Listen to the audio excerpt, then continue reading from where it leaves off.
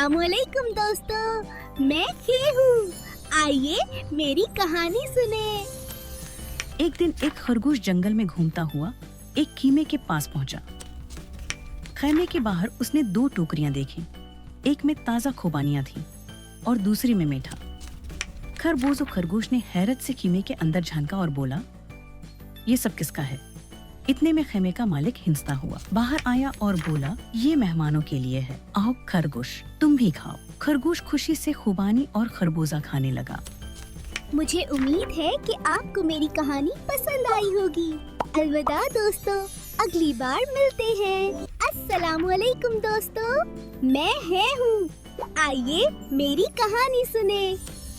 एक पुरानी हवेली के बाहर एक हिजाम की दुकान थी। एक दिन हिजाम ने देखा कि हवेली के मालिक ने सबके लिए ताज़ा हलवा बनवाया है। वो खुश होकर बोला, वाह, आज तो हवेली में मेला सा लग गया है। हवेली के मालिक ने मुस्कुराकर कहा, आओ हिजाम साहब, हलवा खाओ और आज का दिन मजीद मीठा बना लो। मुझे उम्मीद है कि आपको मेरी कहानी पसंद आई होगी। अलविदा दोस्तों, अगली बार मिलते हैं।